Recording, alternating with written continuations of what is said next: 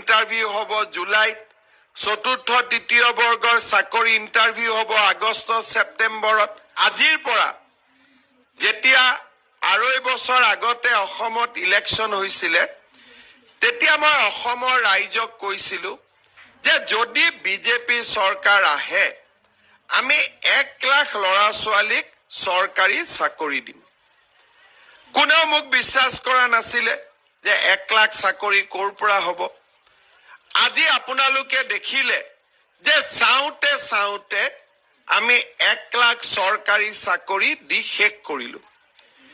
এতিয়া আমি কি সিদ্ধান্ত লৈছোঁ যে 1 লাখ চাকৰি আগত দিলোঁ, এতিয়া আমি নতুনকৈ আৰু 50,000 চৰকাৰী চাকৰি দিম। আজিকালি চাকৰি বুলি ক'লে দালালো নাথাকে।